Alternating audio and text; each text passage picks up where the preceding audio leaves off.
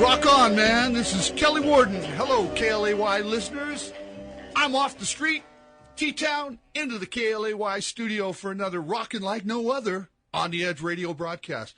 Today will be truly an informative program as my guests and I discuss the ins and outs of the recently passed Washington State House Bill 2347 as it now pertains to the manufacturing of assisted opening as well as automatic knives within the United States. Well, not the United States, but the state of Washington.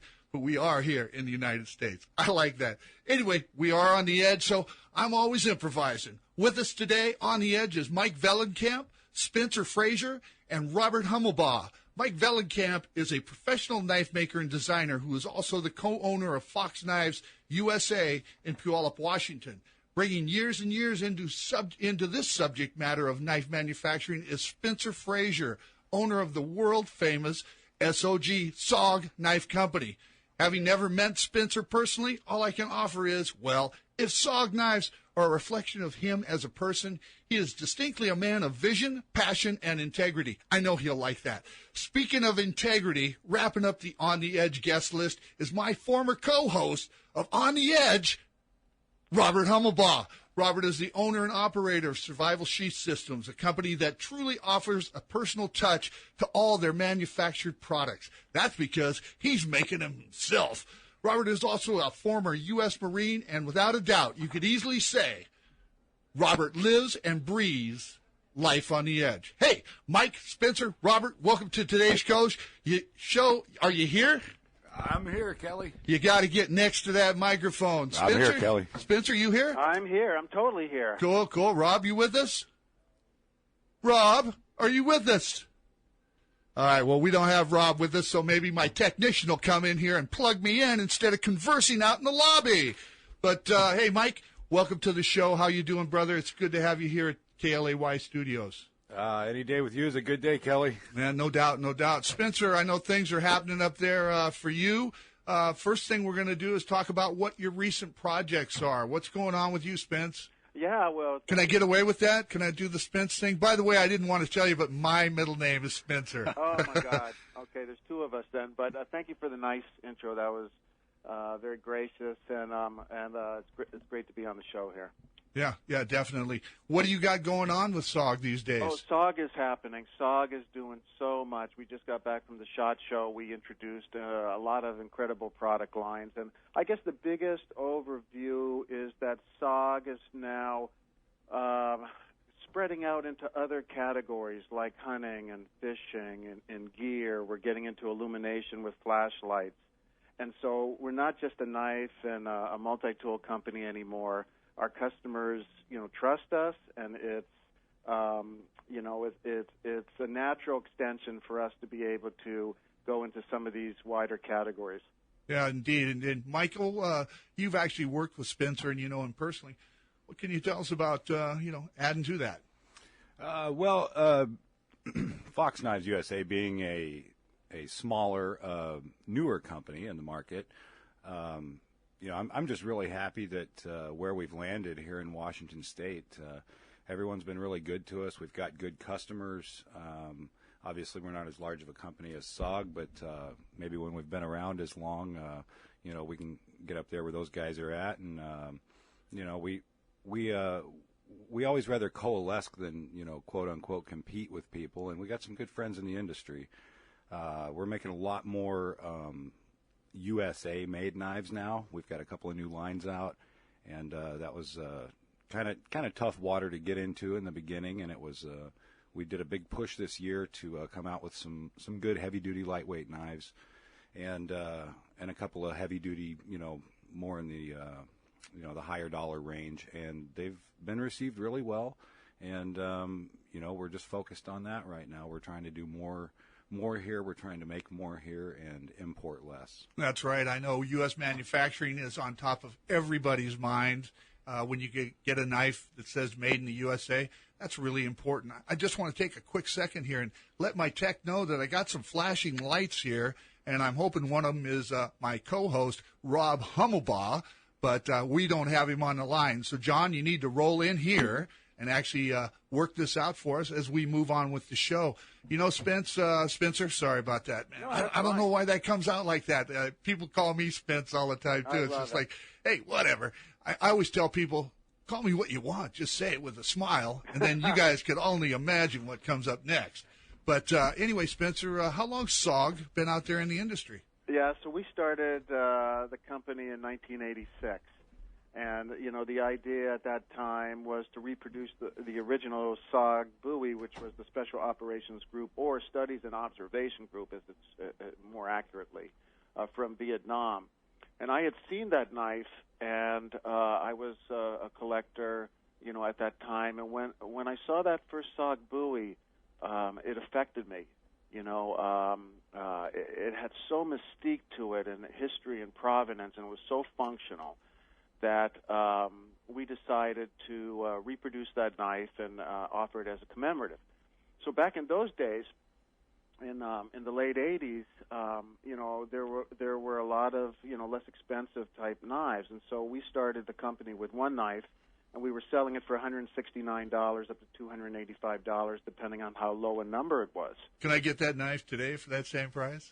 I'll take one too, Spence. Probably not. So, you know, imagine, you know, that in a field of $39 knives that we were trying to sell this single $169 knife. And so we started advertising in Soldier of Fortune and Survival Guide and Gun World publications back then. And so the first month I remember we spent, I don't know, something exorbitant for us back then, like $5,000. And we placed this ad, and we did business of about, you know, $10,000. And it was like, oh, this is pretty good. You know, then the next month we placed the same ad for $5,000, and we did a business of maybe $5,000. It's like, And then the third month we placed that ad, and we lost money, you know, on the deal. And so very quickly we realized we had to go to a distribution, and we started knocking on the gun stores and the doors of cutlery stores, et cetera, and you know, we just kept on going, and my idea was to always create innovative, great products, and have a lifestyle, you know, for me and my family, and it turned out. So that, I mean, that's the short story. That's a true American success story. Hey, you know, another success story, hopefully, is my friend Robert Hummelbaugh. Are you there now, Rob? I can hear you. Gosh, how about that? We can hear you, too. How you doing, Rob? Is it still snowing in your neighborhood? Yeah, the White Death has descended upon the neighborhood. Everyone's locked up tight. Rob, I'm not sure if you know Spencer Frazer or Mike, but welcome to our show, and please introduce yourself by telling us just a little bit about what you're doing at Survival Sheath. I basically, I'm a small business, a one-man sheath operation. I bring people in occasionally to help me out, but I'm doing a lot more stuff with some of the production houses, and I have to say I've done sheaths and carry systems for some of the products of both Fox and SOG, and I have to say, in my personal opinion, the SOG Mini Pentagon is one of the best little concealed carry blades made. Of course, that depends on what state you live in. Well, don't forget to invoice Spencer for that endorsement, because he's spending like $5,000 for every ad. Anyway, sorry about that. Don't say anything about Fox. I've actually has a large kukri that I'm working with a gentleman right now from Fox. Oh, yeah. All right, cool. Well, okay, I know both you guys kind of originated with our friend Tim Wagner at Blade Tech, and, you know, Tim's been a great friend of mine. We went to school together, actually. It's always a joke when we hook up maybe at one of the SHOT shows or a knife show, and I go, yeah, Tim and I have known each other. I used to take his lunch money when we were kids, and he'd always like, no, I took your lunch money. And I was like, no, I don't think so, Tim. Anyway, but it is a small industry in the knife world, and I think that being said, integrity and credibility is so essential and so important. Leading off, I want to address Mike. He initially started when he was 18 with Spyderco, so just give us a little bit of that, Mike. Well, I tell you what, I grew up at Spyderco. I mean, being 18, looking for a job, and it was actually I started working for Vince Ford And you can cut me off if I go too long here. Oh, man, Vince Ford, he's a great man, too, so no worries. I got to plug him. He was really my teacher and mentor, along with some guys like Bob T., Frank Sinofani, And, I started working in the small shop there called Golden Manufacturing, and it was owned by Vince, his father, Ronald, and none other than Sal Glesser, right on, owner Sal. and founder of Spyderco. And, Spyderco had acquired the entire company and changed it into Spyderco Manufacturing. And by the grace of God, I was adopted in and got to grow up at, one of the best knife companies around and learn how to make knives. And, a lot of it was kind of through trial and error, too. Sal's he's a big research and development guy. Yeah. Everything has to be tested. We broke a lot of knives, But for that, I suppose that experience is what taught me a lot of integrity that I have now as far as when it comes to manufacturing. And even when we do import stuff, to actually go to the factories, make sure it's made the way we need it made for price point and stuff like that. And, from there, I stayed at Spyderco. I went from the drill press to upper management. I had the office with the window and all that, and I really wanted to design. Wow. And that it wasn't really open to me at Spyderco just because, Sal designs the knives there, and they don't have a design team necessarily. They use custom collaborations for variety, and other than that, the family designs the knives. So I stepped out and. No hard feelings or anything. Everybody gets along great. Everybody gets along great in the knife industry. I think everybody except for Lynn Thompson, but we won't mention Lynn Thompson's name on the radio. Lynn loves me like an adopted redheaded stepchild that's been left out, kind of like I don't know, on the edge somewhere. But hey, man, that's my script music coming in. James Bond is always rolling in here. I'm always under sniper fire here at On the Edge, and we're going to take a quick break. We'll be right back with Spencer Frazer. What was your name, dude? Yeah, no. Mike Vellekamp and my buddy, Rob Hummelbaugh, On the Edge, KLAY 1180 on your conversation station. Right back.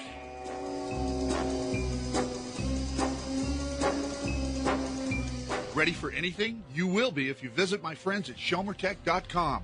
SchomerTech offers merchandise for anyone seeking cutting-edge products in today's unpredictable times. SchomerTech also carries law enforcement and military products. And if you want on-the-edge technology, check out SchomerTech's electronic surveillance equipment, as well as cool stuff like spy gear and the voice-disguising telephone voice transformer. Bottom line, if SchomerTech don't have it, you don't need it. Check them out at SchomerTech.com. Systems body armor for military, police, and serious civilians. Phalanx is the body armor for the real world. Body armor that does exactly what it's supposed to do, save lives. Your life and your family's. Check out their amazing products at www.phalanxsystems.com. PhalanxSystems.com. Speaking of On the Edge, you need to check out GATCO, the Great American Tool Company. The Great American Tool Company specializes in precision-made, high-performance knives, tools, and sharpeners. Whether you are camping, hunting, fishing, or surviving, outdoors or in the kitchen, GATCO has the knives, tools, and sharpeners to do the job right. Check out their online store at www.gatcosharpeners.com. That's gatcosharpeners.com.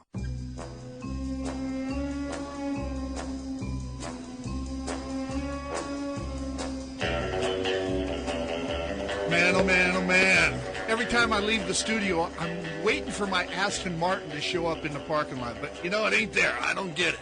Hey, before we get back into On the Edge reporting here, I got Water and Steel, Virginia Beach. This is the 7th year that I've been down there on Virginia Beach, March 1st and 2nd. So you can go to my website, kellywarden.com, and check that out. And also coming up in June 19th is the International Modern Arnis Grandmaster Ramey Praces Black Belt Hall of Fame Foundation Summer Camp and Hall of Fame. That's going to be kicking. It's down in Villanova, Pennsylvania, June 19th, 2021-22. So it's rocking hard. Anyway, we're back with Spencer. Hey, Spencer, Mike shared just a little bit I'd like to know how you got involved with knives, because you were kind of in the sound system world or developed some speakers, and we're probably listening to some of that stuff right now. Hey, I do my research here.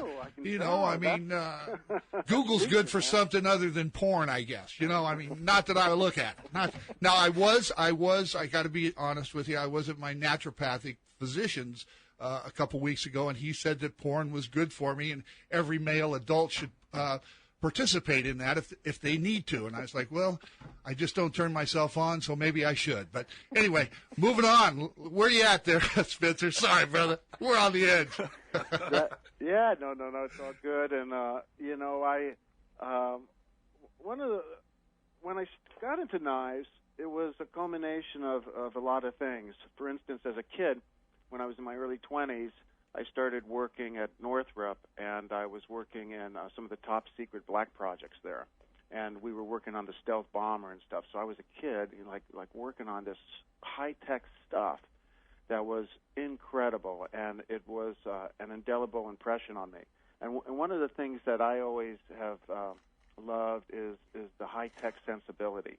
And back in the 80s, the cutlery industry was a very homespun, mom-and-pop kind of sensibility. The big companies were Buck and Case, and Schrade, let's say. A lot of wood handles, a lot of old patterns, a lot of multi-bladed, folding knives. Well, when we came in, I had this idea about putting, reproducing this bowie style and then putting it into folding knives. And it was really the first folding bowie knife that anybody had ever seen, and we were using new high-tech materials and stainless steel and craton and stuff. And, we weren't the only one, but we were one of the few that was kind of bringing the new, the new look into the cutlery field. And what happened over the years is we were instrumental in bringing it about, and also we rode the tide that was natural, as the industry was changing. And so that's what really excites me is, this innovation, new materials, cool mechanisms, and and I'd say something else about SOG is that all of our designs kind of look like they have the same DNA, and people ask me why is that or how is that, and it's for one reason we do all of our designing or most of our designing in house. We have an incredible team today. It used to be just me, and now it's a bunch of guys all swimming in the same direction. The balance and harmony of each product is something we pay a lot of attention to, and I think that's what separates us. Well, SOG's been around for a long time, and everybody recognizes it. Integrity is the key thing. I go back as far as combat knives. I wrote for them, and of course, Fighting Knives magazine, and that was one of the first magazines I think I was actively involved with. Yeah, of course, Greg's been a martial arts student of mine for 25 years, and actually, we had Greg on last week discussing Mikey Chanis and the Warrior Knife, and just a lot of different things like that. So yeah, Greg and I have been buddies. We hit the restaurant once or twice a month when he comes up here to Fort Lewis, and he's always spoken highly of SOG knives. Oh, we've had fun. We've had a lot of fun. I once took Greg up to this gold mine that I owned in California. Yeah, we didn't get any gold out of it, so don't think that. But I'm like, wow, where's my Why are you in the knife business? Yeah. but Greg and I went up there, and we were sitting on this ridge together, and all of a sudden we saw like the brush. There was a lot of low brush, and it was starting to move, and it was coming toward us. It's like, what the hell is going on here? And all of a sudden we saw this pack of wild dogs, coming through the bush at us. And it's like, frankly, I didn't know what to do, but Greg did. So he blows off a round, and scatters the pack. And there was this rogue black dog. The rogue black alpha male was like outlined on this ridge. I'll never forget it. And then they dispersed. It's like, that's my story with Greg Walker. It was unbelievable. Wow, I'm going to bring that up to him when I see him here this next week. From a user perspective, I think Rob's right there on the edge. And with the people he communicates with, and he's constantly innovating and building sheaths and just other equipment, carry rigs. He's done some beautiful rigs for me. He's done a cross draw for the double Wartac system. He's created one for my Glock underneath one arm and a knife under the other. So, you're user friendly, Rob. Share a little bit about what's going on in the knife industry from your perspective. Well, from the start, and I share the same kind of roots. I kind of started there at Blade Tech when I got out of the Army in 2000, and I started as a floor sweeper, and I skipped the whole manufacturing process and kind of went into the management side of things, and then I moved on, and I asked a question when I moved on, why don't we manufacture something that can go into a shoulder system? Because to me, just from a physiological standpoint, getting the weight off of the hips and up under the arms or under the chest, around the torso, the back, that kind of drives me more into the concealment realm. And they said, well, we're just not going to do that. And I said, do you mind if I do that in a gentleman's agreement with Tim? And he was very gracious. He said, dude, go for it. And so I started very small there, just myself, and I started just innovating. I went out and I bought a sewing machine, I bought some presses, and I just started working, trying to bring this kind of vision into life. And now it's grown into a series of products that the chest rig, which came out of a military necessity, kind of a military recreational necessity. My first sergeant at the time wanted to do an adventure race across Alaska, and I said, Top, I'm not running through Alaska without a pistol. And then I got to thinking to myself, well, how do you carry a .44 Magnum while you're running? And the hip holster wasn't going to cut it. So I came up with this concept of carrying it on the chest, and that's still a product today. So that's been neat to see that, because of course that was adopted by undercover law enforcement, the air marshals, regular Joes who wanted to be able to carry something without having a big huge bulge on their hip. So you can put a pretty good pistol in the center of your chest or a knife and completely free up your waist.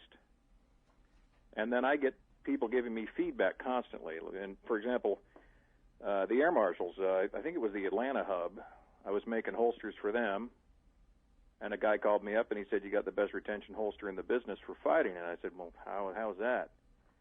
He said, well, I can take my left hand and put it around the beaver tail of my pistol, and you can't get that pistol out of the holster, and my strong hand is still available in the fight. And by the way, they were using your travel wrench, Kelly, as their implement. I like that. And so it was a really neat. It's been a constant evolution, and I'm constantly getting feedback from people that are really tuned in. Hardly a conversation goes by about knife carry and knife tactics when your name isn't mentioned. And it's just a really neat synthesis of people, law enforcement people, professional fighters, concealed carry holders, all of them pinging ideas off of me, and I'm pinging them back on them, and it's just been a really neat evolution. And it's just a continuous learning process. And then, of course, the technology of the knife industry changes. Yep. And so I turn around and have to adopt to that. And I kind of gauge it. I'm sure everybody's familiar with the Blue Ridge Knives catalog that comes in the mail. And I think when I started in 2000, that's a big wholesale knife company. Yeah, I'm kidding. Giant wholesale, yeah. And I think it was maybe a half-inch thick in 2001.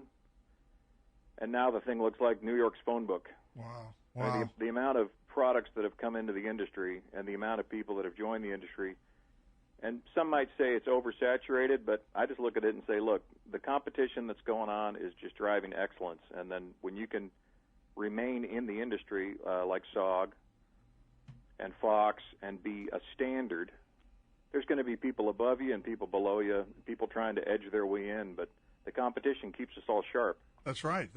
And you brought up a good point. The industry, things are changing, and that's one of the reasons we have this show today is we want to talk about some of the work that Mike and Spencer has done as far as passing a state law. Mikey, you're up, buddy. Ring it out. What made you? All right.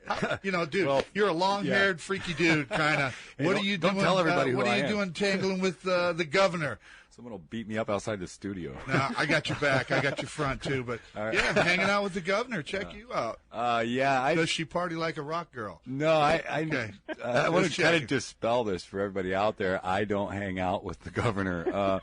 The long-haired freaky part I'll give you. And I wanted to touch on something real quick that Rob was talking about as far as competition goes, because it's something that's really kind of passionate, or something I'm very passionate about, is this friendly competition that we have in the knife industry. And, I know there's some people that like to have little firefights and stuff like that, We stay out of all that, but there's plenty of room. It's, the market, I mean, imagine if there was only one car manufacturer. Imagine if there was only one restaurant. Imagine if there was only, one radio show. It's that variety that helps to push the industry higher and higher and higher, and that's why the Blue Ridge catalog's getting so big. It's not going to get any smaller. That variety, we want people to choose our product, not to push it on them. And so, anyway, I just want to make that point. But as far as the legislative side of things go, I've never been into politics, and if you know me well, I don't really get into law very much either. Except for a few times when I went to jail. But, we were told that, since Grandma was a girl, basically, it's illegal to manufacture automatic knives, switchblade knives, in the state of Washington. And most of these laws end up on the books because of a stigma, from some of the old Hollywood movies like Rebel Without a Cause and The West Side Story. Everyone gets freaked out, and, oh, gosh, we can't have springs in knives. Well, but anyone can carry a gun, So that seemed kind of ridiculous to me. Yeah. What's your thoughts on that, Spencer? I know you were actively involved in assisting in getting this bill passed as well. Yeah, I mean, in the 50s, the Switchblade Act was passed, and it was, a reaction to some of what Mikey is saying. And I mean, the problem is that substantively, there's no difference between an automatic, a assisted knife, and a fast one-hand opening knife, right? I mean, deployment is virtually the same. As a matter of fact, a one-hand opening knife with a thumb stud that's done right can open faster than a switchblade. Inertia opening with a good snap of the wrist. Much faster. Most switchblade knives, and that's something we'll I'll probably have to call you back down again, Spence, and we'll have to go and at some point here hopefully end up in front of the Judiciary Committee and talk about that again. Yeah, no, absolutely. And so we totally supported that. And also, mind you, there was other places to manufacture switchblades. At the time, we were manufacturing automatics in Oregon. So it's like, well, why do we need to go to Oregon when we're here in Washington? Well, hold on just a second. Let's keep that thought. We're going to be right back with Spencer Frazer, Mike Vellekamp, Rob Hummelbaugh. This is Kelly Worden on the Edge, KLAY 1180 on your conversation station. Word from our sponsors. Yes, indeed. Ready for anything? You will be if you visit my friends at SchomerTech.com. SchomerTech offers merchandise for anyone seeking cutting-edge products in today's unpredictable times. SchomerTech also carries law enforcement and military products. And if you want on-the-edge technology, check out SchomerTech's electronic surveillance equipment, as well as cool stuff like spy gear and the voice-disguising telephone voice transformer. Bottom line, if SchomerTech don't have it, you don't need it. Check them out at SchomerTech.com. Do you live life on the edge? Check out Phalanx Systems body armor for military, police, and serious civilians. Phalanx is the body armor for the real world. Body armor that does exactly what it's supposed to do, save lives. Your life and your family's. Check out their amazing products at www.phalanxsystems.com. PhalanxSystems.com. Speaking of on the edge, you need to check out GATCO, the Great American Tool Company. The Great American Tool Company specializes in precision-made, high-performance knives, tools, and sharpeners. Whether you are camping, hunting, fishing, or surviving, outdoors or in the kitchen, GATCO has the knives, tools, and sharpeners to do the job right. Check out their online store at www.gatcosharpeners.com. That's GATCOsharpeners.com.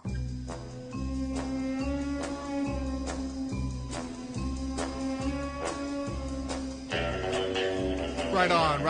KLAY listeners, thanks for tuning in. I'm here with Mike Vellekamp and Spencer Frazer and Rob Hummelbaugh. We're just talking about the recent legislation that was passed. And I think at the time of the break, you had the mic there, Spencer. Go for it. Yeah, so I was saying that, the differences between an automatic and other knives is really no difference, in that we were manufacturing automatics in Oregon. And so when Mikey brought this up to us, and by the way, let me just say that he did an incredible job.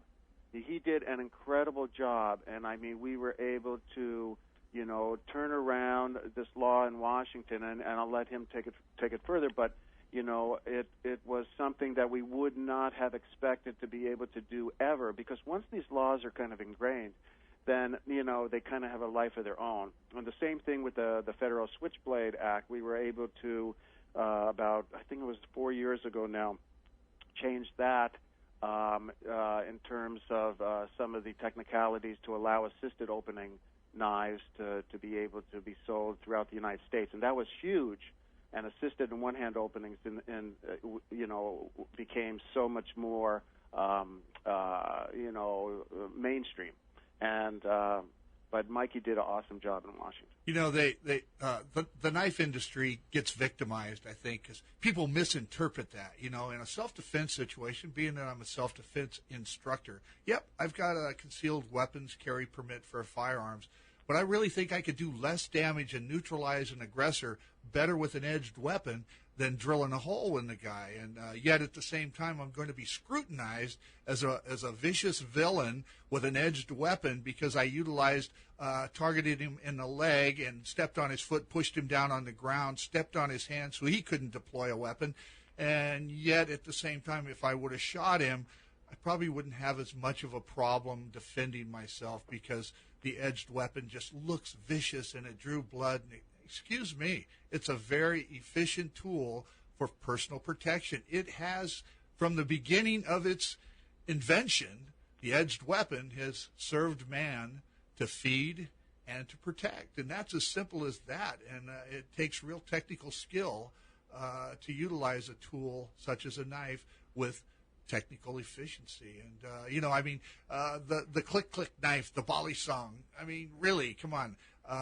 That's not going to be as fast as pulling out of a Glock out of one of Rob Hummelbaugh's survival Sheath's holsters, So much of the knife industry has been victimized and misconstrued. And, some of the early knife magazines, like Fighting Knives, really brought these things to pass. Fighting Knives was revolutionary in bringing the knife industry to the front line. Ernie Emerson said if it wasn't for Fighting Knives, he never would be the corporation that he is today. So a lot of people attribute, the progression of the knife industry to Fighting Knives, Tactical Knives, Blade Magazine. It's a great industry. I really take my hat off to all three of you guys because you guys step up to the plate. You provide great U.S. manufactured equipment, knives, training tools. Really, let's talk about that for a second. Let's let Mike finish a little bit about what it took to get that bill passed, and then we're going to go to the fact that U.S. manufacturing is so crucial here in America today. Yeah. So anyway, it really wasn't me. I was able to garner the proper support from the right people. And it came down to just really getting involved locally. In fact, it was meeting up with Hans Zeiger down at Meeker Days in Puyallup, and but it's you personally that had to take those steps. So take take the round of applause I'm trying to give you, buddy. Well, no, thank you. I really appreciate it. And it was probably somewhat arduous to the side of having to speak well in front of the Senate Judiciary Committee and follow each one of those testimonies down to where it comes to the end game and seeing the bill through and getting the governor to sign it and all that. I mean, it was tremendous. It was big, and we're going to probably do something again and try and garner the right support from both the Democratic and Republican side of the aisle to try and figure out if we can just go ahead and get this whole switchblade ban repealed, because it's really a stupid thing. I mean, it's a switchblade knife. Most all switchblade knives have a safety on them, so you can actually open a one-hand opening pocket knife quicker than a switchblade. You got to take the knife out of your pocket, undo the safety, and then thwack, it's open. But I can open a one-handed pocket knife a lot quicker than I can open a switchblade. Sure. And with street crime being what it is today, it's not usually a knife. It's verbal intimidation and foul language and aggressive behavior that's the real intimidator, and then the knife or the firearm suffers as the tool. So really our legislation really has to start prosecuting criminal activity and not necessarily villainizing the tool that's utilized as a personal protection weapon as well. Yep. So, Spencer, let's hit it with you a little bit. I know you're actively involved selling a lot to the military and civilian alike. Who are your customers, and why is it they depend so much on your product? Yeah, we've been selling and have had quite a few military contracts over the years. And one of the nice things is now that our products have been proven on so many fronts, and that provenance has really trickled down to the general consumer. And indeed, today, we're distributed in 60 countries, and we're in a lot of the larger chains and internet locations throughout America. And so I think what's happened for us is that the general user trusts the brand, because the brand is proven by those guys, by those operators who have really proven them in battle and in law enforcement, in the industrial markets, etc. And so we're in a fortunate position in that regard, that even though the market is very segmented, and like we were talking earlier about small players, large players, throughout the market, and it promotes competition, which is fantastic. I believe that the consumer now is trusting of the brands, whatever the brands be, and that's a powerful phenomena, because they know that we or Fox or whoever is doing the work, okay? Because it's actually a very technical industry. There's a lot of data on blade steels, on mechanisms, on speeds, on materials, on grinds, all those type of things. And there's a large group of us who wants to know every detail, but then there's also a much bigger group who wants to know that it's going to work, that they can rely on it, and that it's a good value. Sure. And, that being said, how important, Mikey, Spencer, Rob, is your face in your communication with your customers? They could pick up the phone. I got a problem with one of my knives made out of Taiwan. I'm sure not going to get any answers, but you guys are right here in the U.S., and how crucial is that to the success of your business? I'm really excited to see more manufacturing. Sound excited, Mike. Come on. Don't make me... Well, I'm really excited. There you go. I don't want to blow your speakers. No, I'm real excited about the fact that manufacturing is slowly coming back to the United States. It's a passion of mine to make more in America. Of course, we import a great deal from our partners in Italy, Fox Italy, which is really how the company got started. I suppose we'll probably touch on that at some point. But you just did, okay. brother. Okay. Well, anyway, I'm excited to see that. Still, 95% is of what we make is still imported from Italy. And we've imported some from Taiwan.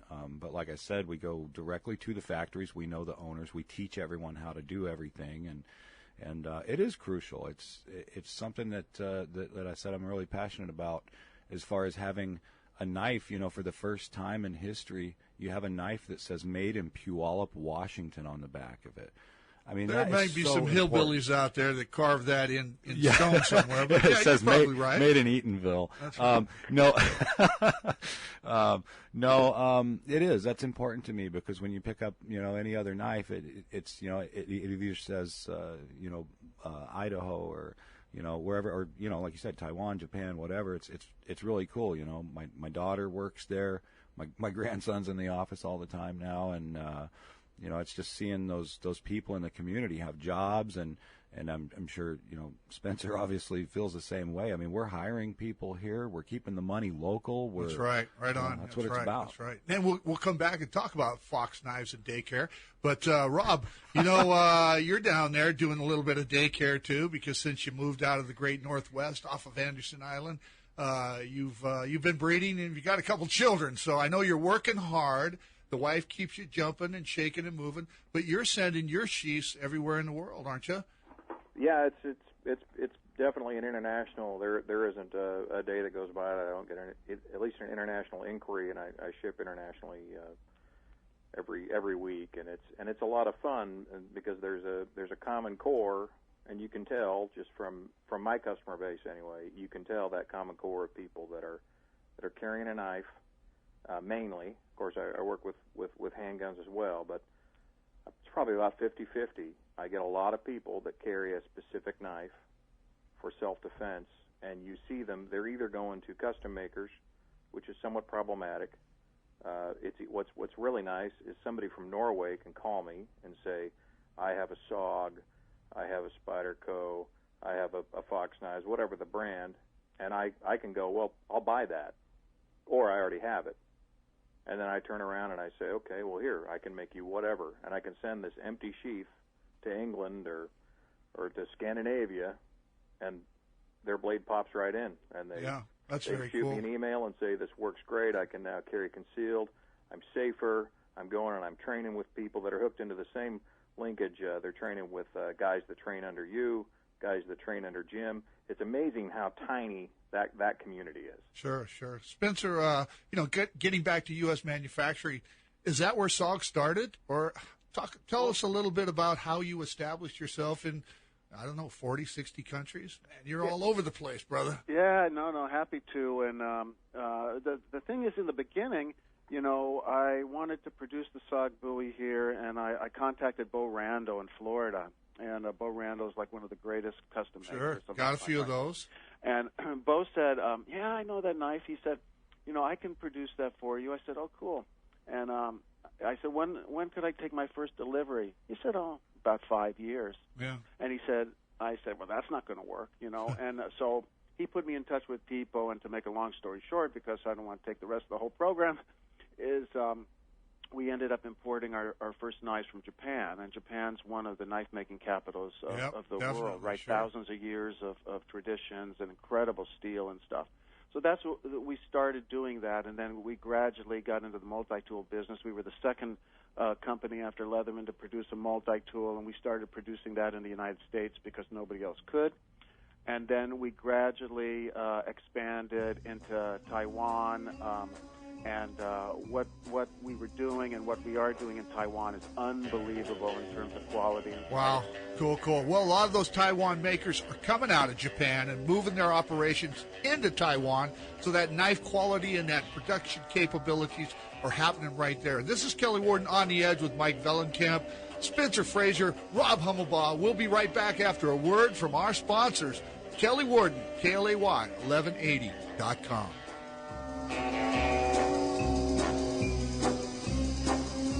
Ready for anything? You will be if you visit my friends at SchomerTech.com. SchomerTech offers merchandise for anyone seeking cutting-edge products in today's unpredictable times. SchomerTech also carries law enforcement and military products. And if you want on-the-edge technology, check out SchomerTech's electronic surveillance equipment, as well as cool stuff like spy gear and the voice-disguising telephone voice transformer. Bottom line, if SchomerTech don't have it, you don't need it. Check them out at SchomerTech.com. Do you live life on the edge? Check out Phalanx Systems body armor for military, police, and serious civilians. Phalanx is the body armor for the real world. Body armor that does exactly what it's supposed to do, save lives. Your life and your family's. Check out their amazing products at www.phalanxsystems.com. PhalanxSystems.com. Speaking of on the edge, you need to check out GATCO, the Great American Tool Company. The Great American Tool Company specializes in precision-made, high-performance knives, tools, and sharpeners. Whether you are camping, hunting, fishing, or surviving, outdoors or in the kitchen, GATCO has the knives, tools, and sharpeners to do the job right. Check out their online store at www.gatcosharpeners.com. That's gatcosharpeners.com. Right on. Not to be confused with right arm. But hey, on my left here is Mike Vellekamp, and we're going to close the show out. We got another 10 minutes in the segment, but we want to talk about some of the products that are available right now with SOG and Survival Sheath, as well as Fox Knives. I mean, everybody's got something new and innovative. The SHOT Show was just here. Mikey started off. What have you been? You're making all kinds of stuff. You're busier than a one-legged man in a shoe footing contest. Yeah, I am. We got some good new stuff coming out. We've done a collaboration with Jens Enzo, and we've added about 4 new blade styles to the Zero model, so those should be coming out by Blade Show. We've got the Olympian Series, which we named after Olympia, Washington. That's pretty cool. As a tribute to the bill being passed. There you go. Oh, Lights. That's nice. Very poetic. Yeah. And then we have the Amico Series, which is a lightweight, heavy-duty lockback folding knife series with 154 cm steel, all made right here in Puyallup, Washington. Now, you're making some other knives, like for Browning, 511. What's going on? Yeah, we do a lot of design. How do you do that, man? Like I said, you are busy. Well, I do a lot of design work for other companies. You know, we supplement our OEM and our branded products with a little bit of royalty here and there. So, I design for 511 Tactical, and we also do OEM work for them and Browning and Beretta. And some other companies I'm not at liberty to discuss. But, we got some good, exciting things coming. And hopefully you got some Kelly Worden designs rolling out over the table, man. I know you're going to help me with my legacy. I think we may, Yeah, it's sitting on the shelf, and we're just trying to get it out the door now. It's a big shelf. I know. It just seems that way. Yeah. What's your website, Mike? www.foxknivesusa.com, and we're right off Meridian. Feel free to come visit us. You can actually visit, and bring your kids, because there's a daycare there. Bring your kitchen knives. We resharpen kitchen knives and stuff too. So if you need it, we've got it. Yeah, wow. Hitting that was that, Spencer. What's happening new with SOG, and how was the SHOT Show for you this year? Yeah, the SHOT Show, was we hit it out of the park, and we had one of the largest product offerings in our history with 40 new products, and they're all different. And so I'll just tell you briefly that we have a whole assisted knife line, multiple knife lines, including the new Trident Elite. There's a new line called the Zoom. Check it out. It's like all machines, 6061 T6 aluminum handles with these beautiful blades and this new spring technology to make them what we think is one of the fastest assisted knives in the world.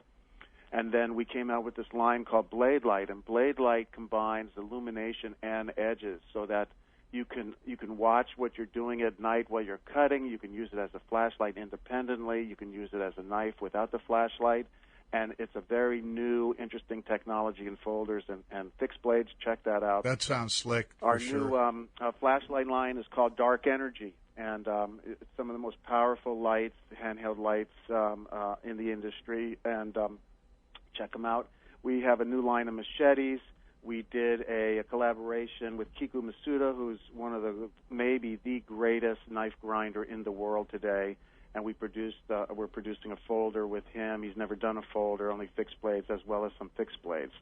So there's a lot, and there's even more, but you get the idea, and you can check it all out at sogknives.com.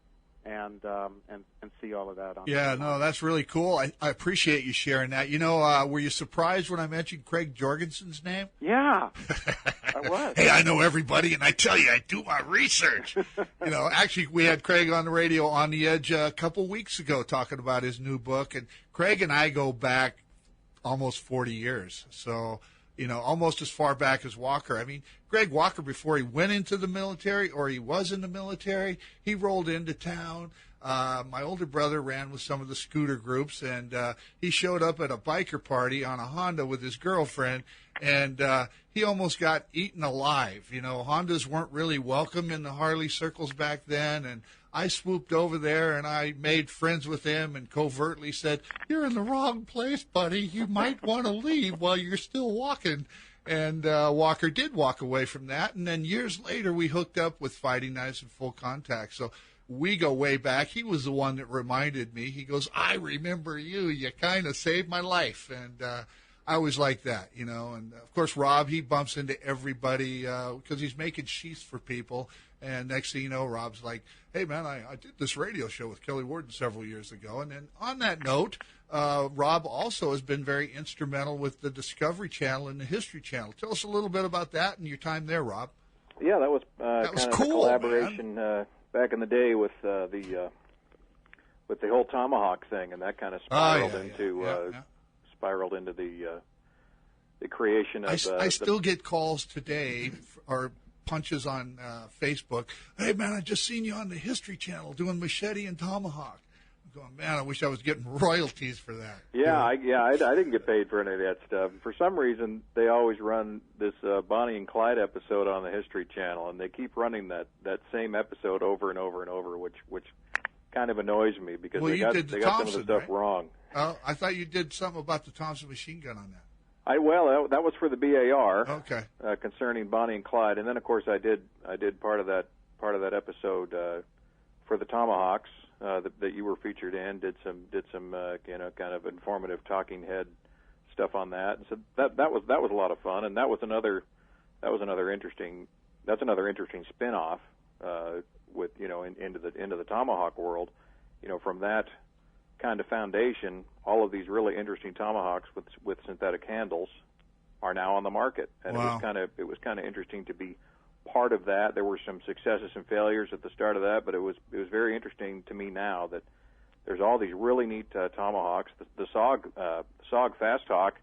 In fact, speaking of goofy and bizarre knife legislation, I recently made a double shoulder rig for a Marine in a scooter club, as you call it, down in California. He can conceal that under his leather vest because it's not a stabbing weapon. Yeah, interesting. So it's legal for him to carry a pair of Fast Hawks underneath his vest in California, but he can't carry a knife under his vest. There's another promotional tip for you right there, Spencer. I love it. Yeah, no doubt.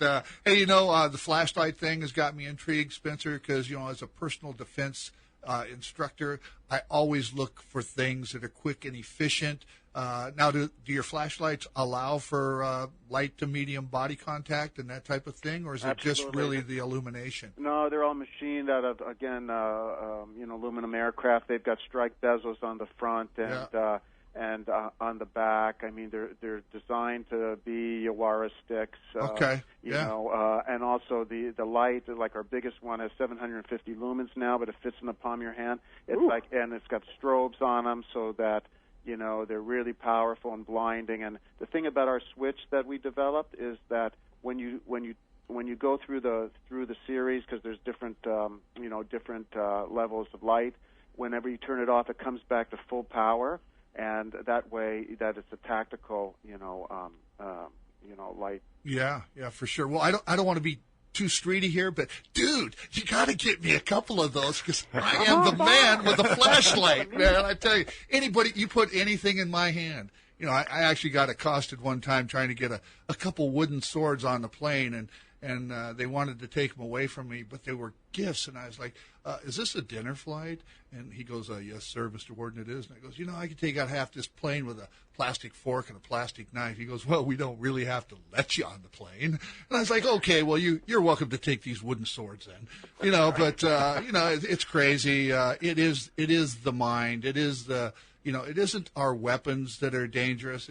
It's the laws that don't prosecute fools. I mean, everything from DWIs to criminal offense, man. Let's put those criminals down, which is going to be cool. I want to just hit on this for a second. I had a guy come in for training, 70-year-old, 40 years of Aikido, Dr. William White. He's going to be a featured show in 2 weeks, but he's a criminal psychologist who worked with California and Texas Penal Institutes and worked with Charlie Manson, the Menendez brothers, and a list of other guys. It's so long. And when he got there, I kind of was like, and why are you here?